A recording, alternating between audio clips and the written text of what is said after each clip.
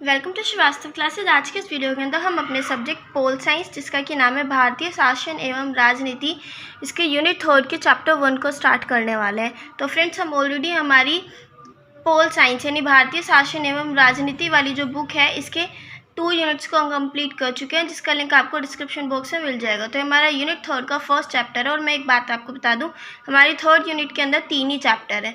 तो जो हमारा फर्स्ट चैप्टर है, जिसका नाम है प्रधानमंत्री, इसको हमने 2 पार्ट्स के अंदर डिवाइड किया है। तो ये हमारा फर्स्ट पार्ट है। नेक्स्ट पार्ट आपको जल्दी प्रोवाइड करा दिया जाएगा। तो चलिए स्टार्ट करते हैं अपना पूरा चैप्टर जो है। तो सबसे पहले जो हमारी हेडिंग है वो ही है प्रधानमंत्री। तो आप चैप्टर का नाम भी देख सकते हैं, चैप्टर का नाम ही है प्रधानमंत्री, जिसको कि इंग्लिश में बोलते हैं प्राइम मिनिस्टर। तो आज के टाइम पे हमारे देश के जो प्रधानमंत्री है यानी कि प्राइम मिनिस्टर है, वो है नरेंद्र मोदी जी। तो आप सब मोदी जी को तो जानते ही होंगे। तो चलिए स्टार्ट करते हैं अपना पूरा चैप्टर। तो फर्स्ट पॉइंट है, भारत एक लोकतंत्र देश है। तो हमारा जो भारत है वो एक लोकतंत्र देश है। लोकतंत्र यानी कि एक ऐसा देश है जिसमें जो जनता होती है उसका तंत्र होता है, यानी जनता अपनी मर्जी से अपने नेता को चुनती है अपने प्रतिनिधित्व के तौर पर, ठीक है। और संविधान द्वारा भारत में संसदीय लोकतंत्र की स्थापना की गई है। और हमारे संविधान के द्वारा भारत के अंदर संसदीय लोकतंत्र जो है उसकी स्थापना की गई है। तो इस व्यवस्था में 2 कार्यकारी मुख्य होते हैं। तो ये जो संसदीय लोकतंत्र की व्यवस्था है, इसके अंदर 2 ऐसे काम करने वाले मुख्य होते हैं जो मेन होते हैं, ठीक है। तो वो 2 कार्यकारी मुख्य कौन कौन होते हैं? पहला तो होता है जो नाम मात्र, यानी सिर्फ एक औपचारिक तौर पर, जो कि होता है राष्ट्रपति। मतलब नाम के लिए ही वो राष्ट्रपति है। राष्ट्र मतलब पूरे देश का पति, जो पूरे देश को संभाले। तो एक तरीके से ये सिर्फ नाम के लिए, ये जो पद है ये नाम के लिए, इसके पास इतनी शक्तियां नहीं हैं। जो मैक्सिमम जो शक्तियां हैं, जो पावर है, वो प्रधानमंत्री के पास है। तो पहला जो कार्यकारी मुख्य है वो है राष्ट्रपति, और दूसरा जो कि वास्तविक है जो कि प्रधानमंत्री होता है। तो ये 2 कार्यकारी मुख्य होते हैं। भारत में राष्ट्रपति संवैधानिक प्रधान या नाममात्र कार्यकारिणी प्रधान होता है। देखो, भारत के अंदर जो राष्ट्रपति होता है वो संवैधानिक प्रधान, यानी कि एक ऐसा प्रधान जो सिर्फ संविधान के अंदर ही रह गया, यानी संविधान के तौर पर ये एक प्रधान होता है, या फिर ये एक नाममात्र कार्यकारिणी प्रधान होता है। तो आपको भी पता है फ्रेंड्स कि जो राष्ट्रपति होता है उसका हमारे इंडिया के अंदर इतनी ज़्यादा उसको शक्तियां जो है वो नहीं प्रदान की हुई हैं। उसको जो मैक्सिमम जो सारी पावर वगैरह है वो सारी प्रधानमंत्री के हाथ में होती है। प्रधानमंत्री जो होता है वो ही पूरे देश को संभालता है, ये आपको पता है। तो कार्यपालिका का सारा काम औपचारिक रूप से राष्ट्रपति के नाम से किया जाता है। तो क्या होता है, देखो, जो कार्यपालिका है, जो हमारा पूरा का पूरा सिस्टम है, उसका सारा काम औपचारिक तौर पर कहे तो, मतलब ऊपर से बोले तो, राष्ट्रपति के नाम से किया जाता है। लेकिन राष्ट्रपति के नाम से किए गए काम या फिर जो वो निर्णय होते हैं, उन्हें वास्तव में प्रधानमंत्री के नेतृत्व में मंत्री परिषद के ही निर्णय होते हैं। तो मतलब क्या होता है, कहने के लिए तो वो राष्ट्रपति काम कर रहा है, लेकिन असलियत में काम जो होता है वो प्रधानमंत्री कर रहा होता है। और अगर कोई निर्णय ये कह के लिया गया है कि हाँ, ये निर्णय, ये जो फैसला है ये राष्ट्रपति ने लिया है, तो वो फैसला भी कहीं ना कहीं प्रधानमंत्री का और उसकी प्रधानमंत्री की मंत्री परिषद का ही होता है। नेक्स्ट है, प्रधानमंत्री मंत्री परिषद का प्रमुख, संसद का प्रमुख और देश का प्रमुख और दल का प्रमुख होता है। तो जो हमारे प्रधानमंत्री होता है, प्राइम मिनिस्टर होता है, ये मंत्री परिषद का प्रमुख, संसद का प्रमुख, देश का प्रमुख और दल का प्रमुख होता है।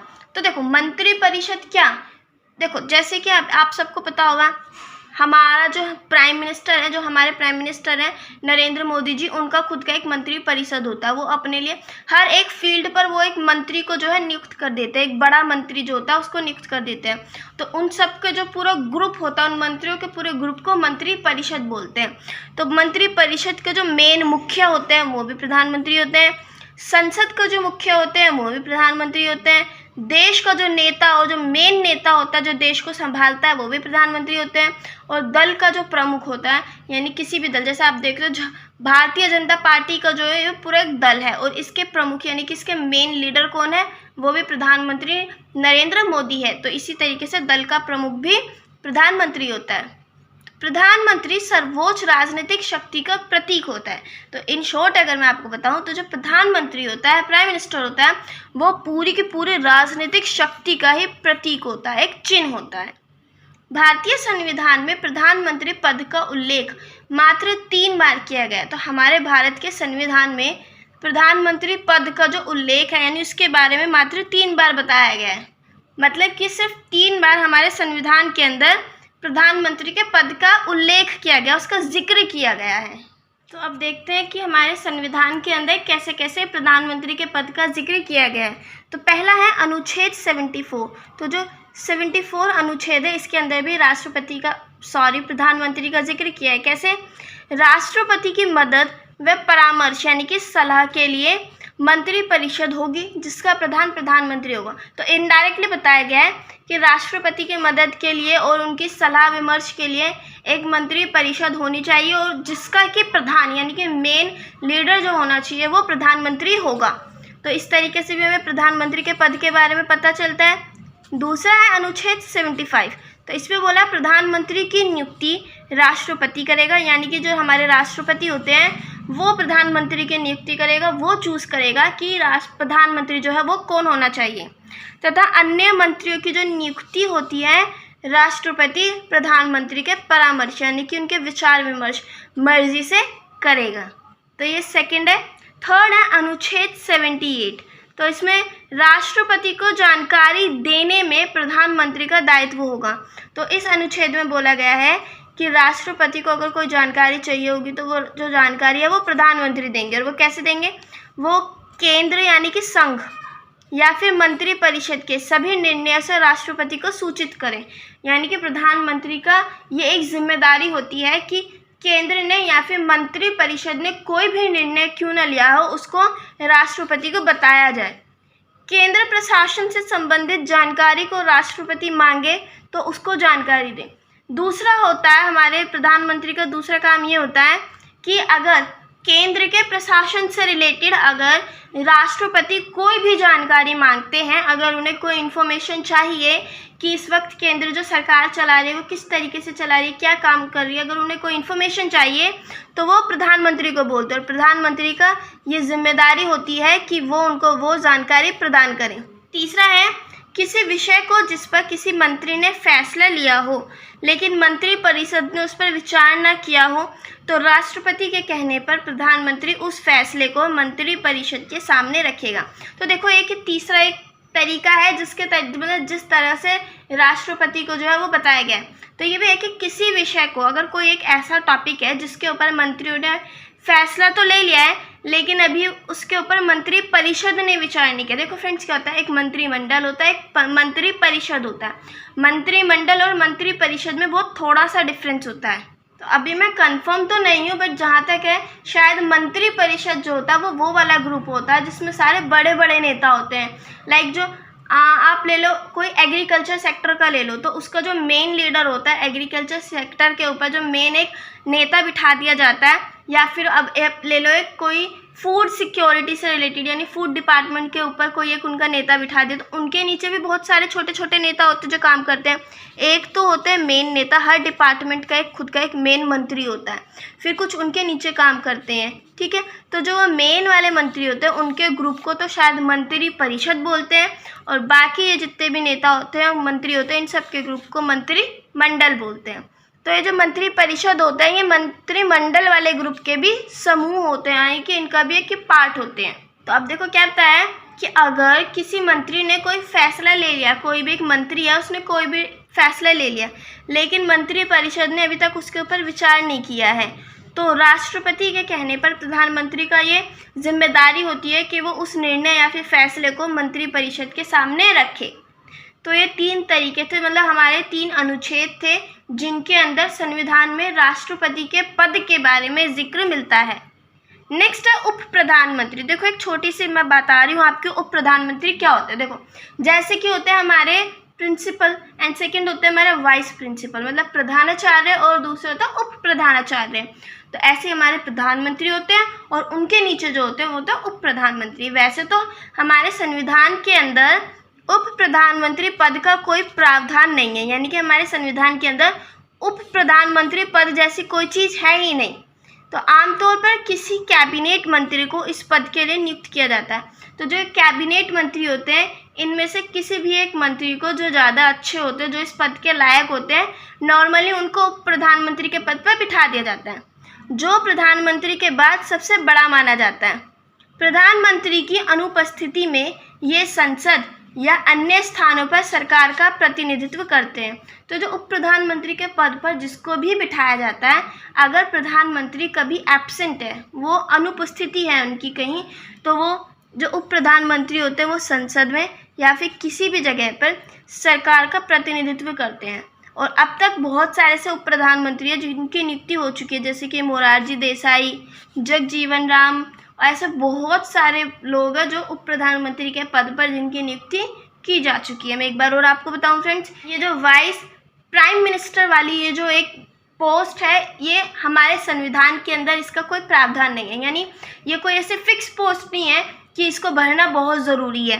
ये मर्जी है, अगर कोई दल चाहता है, कोई पार्टी चाहती है कि यहाँ हमारा कोई उप प्रधानमंत्री भी होना चाहिए, तो वो किसी न किसी को बना देते हैं। ठीक है, नेक्स्ट है हमारा प्रधानमंत्री की नियुक्ति, यानी कि प्रधानमंत्री की नियुक्ति कैसे की जाती है, प्रधानमंत्री जो है उनको कैसे बनाया जाता है, किसी को प्रधानमंत्री कैसे बना सकते हैं।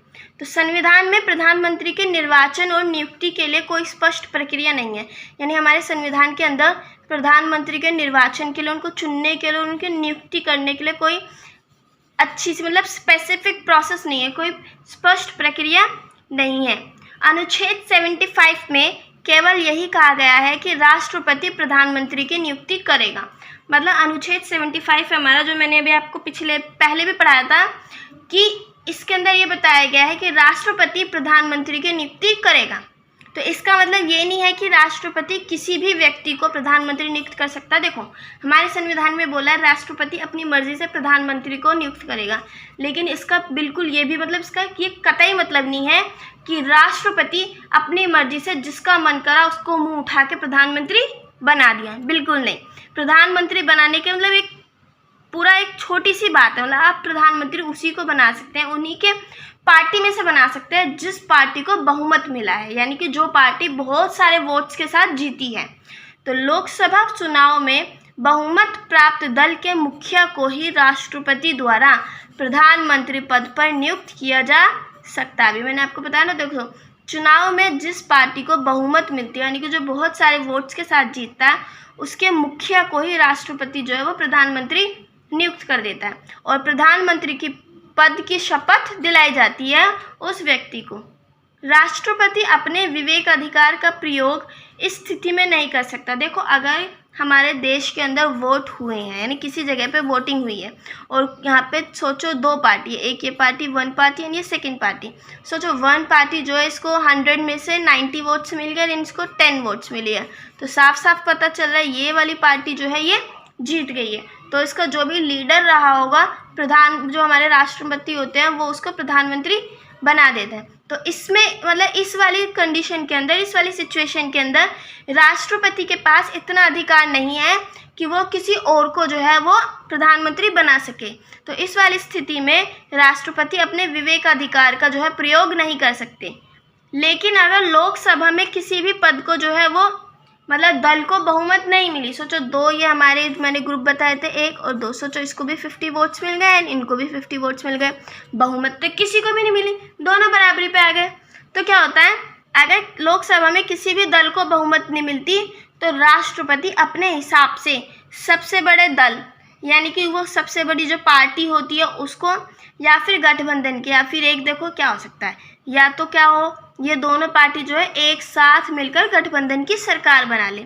तो उसमें भी क्या होता है, गठबंधन के नेता को प्रधानमंत्री नियुक्त कर देते हैं हमारे राष्ट्रपति। तो 2 रीज़न हुए, पहले तो अगर किसी पार्टी को बहुमत मिल गया है तो उसके लीडर को ही प्रधानमंत्री बना देते हैं, लेकिन अगर किसी को भी बहुमत नहीं मिला है तो सबसे बड़े दल के नेता को या फिर गठबंधन के नेता को प्रधानमंत्री नियुक्त कर दिया जाता है। तो ये 2 तरीके हो गए। नेक्स्ट है, अगर किसी प्रधानमंत्री की आकस्मिक मृत्यु हो जाए, यानी कि अचानक अगर किसी भी प्रधानमंत्री की डेथ हो जाए और उनका कोई उत्तराधिकारी ना हो, यानी कि उनके बाद उनका कोई बेटा वगैरह भी ना हो, तो तब राष्ट्रपति अपने अनुसार प्रधानमंत्री नियुक्त कर सकता है। देखो उत्तराधिकारी में यहाँ पे उनके बेटे से भी ले सकते हो या फिर हम उप प्रधानमंत्री से भी ले सकते हैं। तो अगर इनमें से कोई भी नहीं है तो राष्ट्रपति अपनी मर्जी के हिसाब से फिर कोई नया प्रधानमंत्री जो है उनको नियुक्त कर सकते हैं। देखो उदाहरण के तौर पे मैं ऐसे बताती हूँ, ऐसी कौन सी सिचुएशन, ऐसे कौन से टाइम है जब राष्ट्रपति ने अपनी मर्जी से किसी और को जो है प्रधानमंत्री बनाया है। तो 1989 में जब किसी भी दल को जो है बहुमत नहीं मिली तो राष्ट्रपति मोर्चे के एक नेता थे, यानी राष्ट्रपति मोर्चा दल था, इसके नेता विश्वनाथ प्रताप सिंह को प्रधानमंत्री जो है वो नियुक्त किया गया था। सेकेंड 1991 में नरसिम्हा राव को एंड 1998 या फिर 1999 में, यानी कि इन दोनों सन के अंदर अटल बिहारी वाजपेयी जी को जो है प्रधानमंत्री नियुक्त किया गया था। तो ये कुछ उदाहरण हो गए। नेक्स्ट अब योग्यता, यानी कि अगर प्रधानमंत्री बनना चाहता है कोई या फिर अगर आप भी प्रधानमंत्री बनना चाहते हो तो आपकी ऐसी कौन सी योग्यता होनी चाहिए आपके अंदर, आपके पास कौन सी एबिलिटीज़ होनी चाहिए, तो उन्हें देखते हैं। तो प्रधानमंत्री बनने के लिए कम से कम 25 साल की जो उम्र है वो होनी चाहिए। दूसरे प्रधानमंत्री की अधिकतम आयु जो है वो कोई सीमा नहीं है, यानी कि ऐसा कोई नहीं है कि प्रधानमंत्री सिर्फ अगर आप 40 साल के हो तो आप तभी तक बन सकते हो, नहीं, आप 60 साल के, 70 साल के, जितने के भी हो आपके पास कोई लिमिटेशन नहीं है एज की। दूसरा, लोकसभा या फिर राज्यसभा का सदस्य होना चाहिए, यानी कि जो भी बंदा प्रधानमंत्री बनना चाहता है वो लोकसभा या फिर राज्यसभा में से किसी भी एक सभा का सदस्य होना चाहिए। नेक्स्ट, अगर व्यक्ति इन दोनों में से किसी भी सभा का सदस्य नहीं है तो ऐसी स्थिति में उसको ये बोला जाता है कि आपको 6 महीने का टाइम दिया जाता है और आप इन दोनों में से किसी भी एक को जो है ज्वाइन कर लो और इसके सदस्य बन जाओ।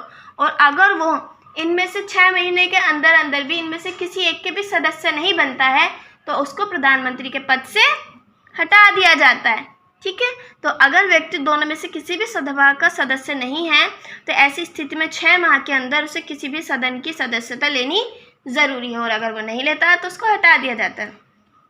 कोई व्यक्ति कितनी भी बार प्रधानमंत्री बन सकता है, ऐसा कुछ नहीं है कि अगर कोई पार्टी जो है या फिर उसमें से एक बंदा, जैसे कि आप अभी अपने प्रधानमंत्री मोदी जी को ही ले लीजिए, अभी वो पिछली बार जब चुनाव हुए थे तो वो उसके अंदर भी हमारे प्रधानमंत्री बने थे। तो ऐसा अब हमारा नेक्स्ट टाइम चुनाव हुआ तो वो अब इस साल भी इस बार भी वो हमारे प्रधानमंत्री हैं। तो आप इसी से अंदाज़ा लगा सकते हैं कि ऐसा कुछ नहीं कि एक आदमी 3 बार ही प्रधानमंत्री बन सकता है, एक ही बार बन सकता है, वो जितनी बार चाहे उतनी बार प्रधानमंत्री बन सकता है। तो वह भारत का नागरिक हो। अगली जो हमारी योग्यता है वो ये है कि प्रधानमंत्री वही व्यक्ति बन सकता है जो भारत का नागरिक है। और दूसरा, भारत की मतदाता सूची, यानी कि जो हमारी वोटिंग लिस्ट आती है ना, उसमें उसका नाम सम्मिलित होना चाहिए। अगर उसका नाम उसमें सम्मिलित नहीं है तो साफ साफ समझ जाओ इसका मतलब यह है कि वो हमारे भारत का नागरिक नहीं है, और अगर वो हमारे भारत का नागरिक नहीं है तो वो प्रधानमंत्री बनने के लायक नहीं है। अच्छा, एक और फ्रेंड्स ऐसी जो एक एबिलिटी है वो मैंने इसमें लिखी नहीं है बट मैं आपको बता देती हूँ।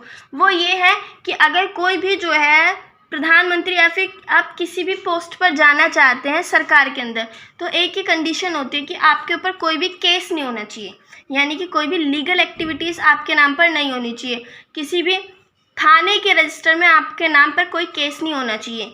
ये एक सिचुएशन है, मतलब कि ये भी एक बात है कि अगर आपको प्रधानमंत्री बनना है तो आपको इस वाली कंडीशन को भी फुलफ़िल करना पड़ेगा, बट अभी मुझे पता नहीं कि ये ज़रूरी है या नहीं है। ठीक है, अब बात करते हैं कार्यकाल की, यानी कि उनके काम करने के समय की, वो कब तक प्रधानमंत्री बने रह सकते हैं, कब तक काम कर सकते हैं। तो प्रधानमंत्री राष्ट्रपति की इच्छा के अनुसार अपने पद पर बना रहता है। इसका मतलब ये नहीं हुआ बिल्कुल भी कि राष्ट्रपति जब चाहे प्रधानमंत्री को पद से हटा दे। देखो क्या होता है, प्रधानमंत्री जो होते हैं उनको नियुक्त करते हैं राष्ट्रपति, और राष्ट्रपति की मर्जी के हिसाब से प्रधानमंत्री अपने पद पर बने रहते हैं। लेकिन इसका कतई भी ये मतलब नहीं हुआ कि राष्ट्रपति का जब मन करा उन्होंने प्रधानमंत्री को हटा दिया, ऐसा बिल्कुल भी नहीं है। प्रधानमंत्री का जो कार्यकाल होता है वो निश्चित नहीं होता है, मतलब कि ऐसा कंफर्म नहीं है कि वो 5 साल ही पूरा शासन करेंगे, लेकिन प्रधानमंत्री 5 साल के लिए नियुक्त किया जाता है। देखो क्या है, हमारे संविधान में बताया गया है कि प्रधानमंत्री जो है उनको 5 साल का उनका पूरा कार्यकाल होता है। आपको भी पता है, अभी आप देख भी रहे हैं कि अभी हमारे जो हर साल वोट होती है प्रधानमंत्री के लिए, वो कैसे होती है, वो हर 5 साल के अंतराल में होती है। तो लेकिन देखो क्या है, ऐसा कुछ कंफर्म नहीं है कि एक प्रधानमंत्री 5 साल तक ही काम करेगा। ठीक है, नेक्स्ट हमारा पॉइंट है, जब तक उसे यानी कि प्रधानमंत्री को लोकसभा में बहुमत प्राप्त है तब तक उसे पद से नहीं हटाया जा सकता। तो क्या हुआ, जब तक प्रधानमंत्री को लोकसभा में बहुमत प्राप्त है यानी कि उनकी पार्टी बहुमत से जीती हुई है, तो तब तक राष्ट्रपति चाहते हुए भी उस व्यक्ति को प्रधानमंत्री के पद से नहीं हटा सकते। लोकसभा में अविश्वास प्रस्ताव के द्वारा भी प्रधानमंत्री को हटाया जा सकता है। कई बार क्या होता है, जैसे प्रधानमंत्री कोई बन गया है लेकिन ऐसे एक कोई आके ये बोल देता है कि मुझे इस प्रधानमंत्री से दिक्कत है, इनके साथ मुझे ये दिक्कत है, मुझे इनके साथ ये दिक्कत है, मतलब अविश्वास प्रस्ताव कहते हैं उसको। ठीक है, तो इस वाली सिचुएशन के अंदर भी प्रधानमंत्री को उनके पद से हटाया जा सकता है। तो इसलिए बोला है कि प्रधानमंत्री का जो कार्यकाल है वो निश्चित नहीं है, क्योंकि अगर बीच में कोई उनके खिलाफ अविश्वास प्रस्ताव दे देता है तो उनको पद से हटा दिया जाता है। तो उदाहरण है 10 जुलाई 1979 को लोकसभा के विरोधी दल के नेता ने प्रधानमंत्री मोरारजी देसाई के खिलाफ अविश्वास प्रस्ताव जो है वो प्रस्तुत किया था। यानी 10 जुलाई 1979 को मोरारजी देसाई जी के खिलाफ एक अविश्वास प्रस्ताव आया था और मतदान से पहले यानी वोट से पहले ही प्रधानमंत्री ने 15 जुलाई 1979 को अपना त्यागपत्र दे दिया था। यानी कि उनका जो पूरा 5 साल का कार्यकाल था वो पूरा नहीं हुआ था, उन्होंने बीच में ही अपना पद छोड़ दिया था। नेक्स्ट हमारा प्रधानमंत्री के कार्य एवं शक्तियाँ। तो अब हम देखते हैं प्रधानमंत्री का काम क्या क्या होता है और उनकी शक्तियाँ क्या क्या होती हैं। तो फर्स्ट पॉइंट हमारा, जेनिंग्स ने प्रधानमंत्री की तुलना सूरज से की है। तो जेनिंग्स जो है इन्होंने प्रधानमंत्री की तुलना, इन्होंने बोला है कि प्रधानमंत्री सूरज की तरह होता है। तो उन्होंने लिखा प्रधानमंत्री सूरज के समान है जिसके इर्द गिर्द यानी जिसके चारों तरफ ग्रह घूमते हैं। तो इन्होंने प्रधानमंत्री को सूरज बताया, ग्रह कौन, मंत्री वगैरह और हमारा पूरा देश, हमारा पूरा ही देश की जो अर्थव्यवस्था है वो प्रधानमंत्री के चारों तरफ घूमती है। ठीक है, संविधान के सभी मार्ग प्रधानमंत्री की ओर जाते हैं। हमारे संविधान के जितने भी रास्ते हैं वो सब प्रधानमंत्री की ओर जाते हैं। यानी कि हमारा संविधान प्रधानमंत्री को बहुत सारी ऐसी शक्तियाँ देता है और बहुत सारे काम जो है वो प्रधानमंत्री को दिए जाते हैं। तो अब हम एक एक करके देखते हैं कार्य एवं शक्तियाँ। तो फर्स्ट है विभागों का वितरण। तो प्रधानमंत्री मंत्रियों के विभाग यानी कि डिपार्टमेंट्स का वितरण करता है, बंटवारा करता है। जितने भी मंत्री उनके होते हैं वो हर किसी को एक एक डिपार्टमेंट दे देता है कि आप ये वाला डिपार्टमेंट संभालो, आप ये वाला डिपार्टमेंट संभालो। सबके जो डिपार्टमेंट्स हैं वो बांट दिए जाते हैं और वो किसी भी मंत्री को कोई भी विभाग दे सकता है अपनी मर्जी से। और अगर प्रधानमंत्री को लगता है कि कोई मंत्री अपने डिपार्टमेंट का काम अच्छे से नहीं कर रहा है तो वो उनके डिपार्टमेंट से उनको हटा देते हैं और उनकी जगह किसी और मंत्री को नियुक्त कर देते हैं। नेक्स्ट है मंत्रिमंडल का नेता, यानी कि प्रधानमंत्री कैबिनेट का नेता होता है। मंत्रिमंडल यानी कि कैबिनेट, तो जो प्रधानमंत्री होते हैं वो कैबिनेट का नेता होता है और प्रधानमंत्री के नेतृत्व में ही यानी कि उनके अगुवाई में ही मंत्रिमंडल सभी काम करता है। यानी कि जो मंत्रिमंडल है इसका नेता कौन होता है, इसका मेन मुखिया होता है प्रधानमंत्री। ठीक है, और इन्हीं की अगुवाई में इन्हीं के मर्जी से सारा काम मंत्रिमंडल करती है। तो अभी मैंने आपको फ्रेंड्स कुछ टाइम पहले मंत्रिमंडल और मंत्री परिषद में डिफरेंस बताया था। तो शायद जो मैंने आपको मंत्री परिषद के लिए बताया ना कि जो मेन ग्रुप्स के मतलब हर डिपार्टमेंट का जो मेन लीडर होता है उसके ग्रुप को मंत्री परिषद कहते हैं। तो मैंने आपको बताया था कि मैं कंफर्म नहीं हूँ, लेकिन जैसे कि अभी यहाँ पे मुझे देख के लग रहा है मंत्रिमंडल का नेता प्रधानमंत्री है, तो शायद वो जो ग्रुप होता है वो मंत्रिमंडल होता है, ना कि मंत्री परिषद। ठीक है, अगर आपको फिर भी कोई डाउट है तो आप मुझसे पूछ लीजिएगा, वरना मैं पहले ही कमेंट बॉक्स के अंदर ये वाली चीज़ आपको क्लियर कर दूंगी। नेक्स्ट है मंत्री परिषद का गठन। तो अनुच्छेद 75 फर्स्ट के अनुसार राष्ट्रपति प्रधानमंत्री की नियुक्ति करता है। तो देखो क्या है, हमारे 75 अनुच्छेद में बोला है राष्ट्रपति प्रधानमंत्री की नियुक्ति करेगा और जो प्रधानमंत्री होते हैं वो राष्ट्रपति की सलाह के साथ अपनी पूरी मंत्रियों को चुनता है। यानी अपने मंत्री, उन्हें कौन से लोगों को मंत्री रखना है ये चुनते हैं। प्रधानमंत्री अपनी मर्जी से किसी को भी चुन सकते हैं और अगर उन्हें ऐसा लगता है कहीं पे जाके कि ये वाला मंत्री सही काम नहीं कर रहा है तो वो उसको हटा भी सकते हैं। तो मंत्री परिषद का जो गठन है वो भी प्रधानमंत्री ही करते हैं। नेक्स्ट है राष्ट्र के नेता के रूप में। तो देखो एक शक्ति है हमारे प्रधानमंत्री जी के पास राष्ट्र के नेता के रूप में, तो हमारे प्रधानमंत्री जी राष्ट्र के नेता के रूप में भी देखे जाते हैं, यानी पूरे देश के नेता के रूप में। तो प्रधानमंत्री राष्ट्र का नेता होता है, पूरा देश सुशासन एवं पथ प्रदर्शन यानी अच्छे शासन और अपने पथ प्रदर्शन के लिए प्रधानमंत्री पर निगाह लगाए होता है। नेक्स्ट है राष्ट्रपति तथा मंत्रिमंडल के बीच कड़ी। तो देखो मैंने भी आपको बताया जो हमारे राष्ट्रपति होते हैं वो सीधे सीधे अगर उन्हें कोई बात पूछनी है तो वो मंत्रियों से नहीं पूछते, नहीं, वो बीच में उनके बीच में कौन है, तो हमारे राष्ट्रपति सीधे सीधे मंत्रियों से ना पूछकर प्रधानमंत्री से वो बात पूछते हैं। तो राष्ट्रपति और मंत्रिमंडल के बीच में कौन कड़ी का काम करते हैं? प्रधानमंत्री। तो प्रधानमंत्री राष्ट्रपति और मंत्री परिषद के बीच में कड़ी का काम करता है और वह मंत्री परिषद के लिए गए फैसलों की सूची यानी कि सूचना राष्ट्रपति को देता है। यानी कि अगर मंत्री परिषद ने कोई फैसला, मंत्रिमंडल ने कोई फैसला लिया है तो उसका जो पूरा सूचना है वो भी राष्ट्रपति तक पहुंचाई जाती है प्रधानमंत्री के द्वारा, और राष्ट्रपति के जो विचार होते हैं वो मंत्रियों के आगे रखता है। तो ये भी एक काम होता है प्रधानमंत्री का। नेक्स्ट है विभिन्न विभागों के बीच कड़ी। तो प्रधानमंत्री अलग अलग डिपार्टमेंट्स में उत्पन्न होने वाली जो भी चाहे समस्याएं हो, झगड़े हो या फिर कोई भी मतभेद उनके बीच में आ गया हो तो वो उनको सुलझाते हैं, और इस उद्देश्य के लिए प्रधानमंत्री कड़ी का काम करते हैं। तो प्रधानमंत्री अलग अलग डिपार्टमेंट्स के बीच में भी एक कड़ी का काम करते हैं, यानी एक जॉइंट उन्हें करते हैं, यानी कि उनके बीच में एक ऐसे इंसान का काम करते हैं जो उन्हें जोड़ता है। ठीक है। नेक्स्ट है संसद के संदर्भ में। तो भारत का प्रधानमंत्री लोकसभा का प्रतिनिधित्व करता है। देखो जो हमारे भारत के प्रधानमंत्री होते हैं वो लोकसभा का प्रतिनिधित्व करते हैं। प्रतिनिधित्व करना क्या होता है? एक तरीके से नेतृत्व करना, यानी कि हमारी जगह पे हम अगर किसी को अपनी जगह पे कह दें कि आप मेरी जगह पे खड़े होकर मेरा वाला काम कर लो तो प्रतिनिधित्व कहते हैं उसको। तो प्रधानमंत्री के मर्जी से ही राष्ट्रपति संसद का सत्र आहूत यानी कि शुरू करने, आहूत का मतलब होता है शुरू करने, तथा सत्रावसान यानी कि खत्म करने का आदेश देता है। तो देखो क्या होता है, हमारे राष्ट्रपति जो होते हैं वो संसद का सत्र शुरू करने के और ख़त्म करने का आदेश देते हैं, और वो जो ये आदेश देते हैं वो प्रधानमंत्री की मर्जी के हिसाब से देते हैं। अगर प्रधानमंत्री ने बोला है कि अब संसद का सत्र जो है शुरू करो तो राष्ट्रपति शुरू करने का आदेश देंगे, और अगर प्रधानमंत्री ने बोला है कि इसे ख़त्म करो तो राष्ट्रपति ख़त्म करने का आदेश देते हैं। प्रधानमंत्री सदन में सरकार की नीति से संबंधित महत्वपूर्ण घोषणाएं करता है। तो देखो प्रधानमंत्री जो होता है वो सदन के अंदर सरकार ने कौन सी नीतियां अपनाई, क्या क्या वो कर रहे हैं, इन सब से रिलेटेड संबंधित सारी महत्वपूर्ण घोषणाएं करता है। प्रधानमंत्री राष्ट्रपति से किसी भी समय लोकसभा को भंग करने की सिफारिश कर सकता है।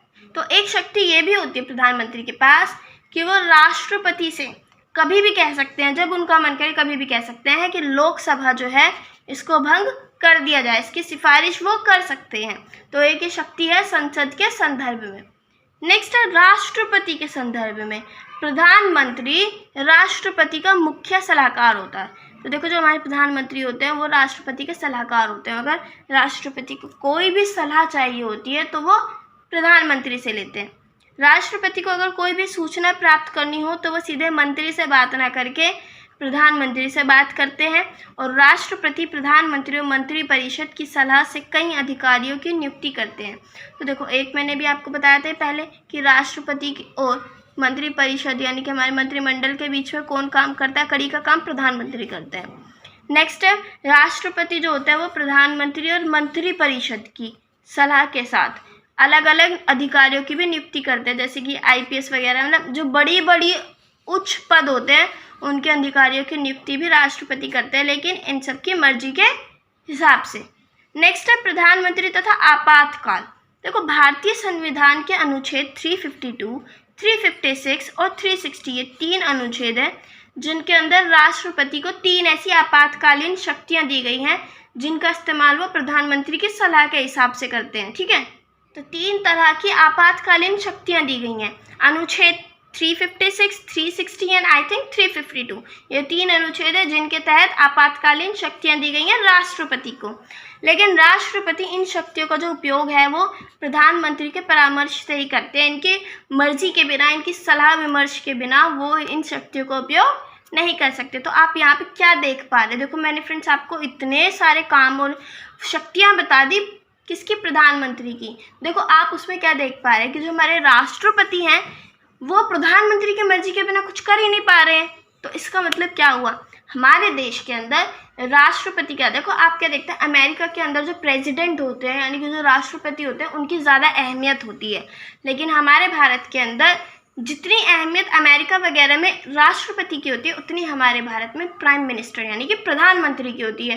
हमारे भारत में राष्ट्रपति को वो दर्जा नहीं दिया गया है जो प्रधानमंत्री को दिया गया है। नेक्स्ट है अनुग्रह की शक्तियाँ। तो भारत के सभी उच्च अधिकारियों की नियुक्ति प्रधानमंत्री की सलाह पर ही राष्ट्रपति नियुक्त करते हैं, अभी मैंने आपको पिछले पॉइंट बताया था। और महत्वपूर्ण क्षेत्रों में राष्ट्रीय सेवा के संदर्भ में भारत रत्न, पद्म विभूषण, पद्मश्री आदि सम्मानजनक उपाधियों का वितरण राष्ट्रपति प्रधानमंत्री की सिफारिश पर ही करते हैं। देखो अगर किसी को पद्म विभूषण देना है, पद्मश्री देना है, भारत रत्न जैसे इतने बड़े बड़े जो अवार्ड्स होते हैं, इतने बड़े बड़े जो मेडल्स होते हैं, अगर ये देने हैं तो इनको देने के लिए भी राष्ट्रपति पहले प्रधानमंत्री की सिफारिश मतलब इनकी मर्जी पर ही देते हैं। राष्ट्रपति जो है वो अपनी मर्जी से किसी को भी नहीं दे सकते, ये पहले सलाह विमर्श करते हैं प्रधानमंत्री के साथ। नेक्स्ट है विभिन्न आयोग एवं परिषद के अध्यक्ष के रूप में। तो देखो राष्ट्र की अर्थनीति का निर्धारण जो है वो नीति आयोग द्वारा किया जाता है। देखो अभी आप देखते भी हैं नीति आयोग हमारे कई बार न्यूज़ पे जो होता है नीति आयोग की मीटिंग आ रही होती है जो कि लाइव होती है। तो नीति आयोग का काम होता है हमारे देश की पूरी अर्थनीति यानी कि पूरा जो अर्थव्यवस्था होता है उसको संभाल के रखना, ठीक है। तो प्रधानमंत्री जो होते हैं वो नीति आयोग के अध्यक्ष होते हैं। तो प्रधानमंत्री बड़े बड़े आयोगों के और भी अध्यक्ष होते हैं, तो नीति आयोग के साथ साथ ऐसे और भी बहुत सारे आयोग होते हैं, योजना आयोग वगैरह, मतलब जिनके वो अध्यक्ष होते हैं। तो प्रधानमंत्री राष्ट्रीय विकास परिषद, राष्ट्रीय एकता परिषद, अंतर्राज्यीय परिषद, राष्ट्रीय जल संसाधन परिषद और अन्य परिषद, ऐसी बहुत सारी परिषद होती हैं जिनके भी वो अध्यक्ष होते हैं। तो प्रधानमंत्री हमारे अलग अलग आयोग और परिषद के अध्यक्ष भी होते हैं। तो ये जो मैंने अभी आपको बताया वो सारे काम और शक्तियाँ बता दी प्रधानमंत्री की। अगर फ्रेंड्स आपको इस पूरे चैप्टर से रिलेटेड कोई भी डाउट है, इस पूरे टॉपिक से रिलेटेड कोई डाउट है तो आप मुझे कमेंट बॉक्स में कमेंट कीजिए, मैं आपका डाउट क्लियर करने की पूरी कोशिश करूँगी, ठीक है। और अगर आपको वीडियो पसंद आती है तो प्लीज़ इसे लाइक कीजिए, सब्सक्राइब कीजिए एंड शेयर तो ज़रूर कीजिए। Thanks for watching.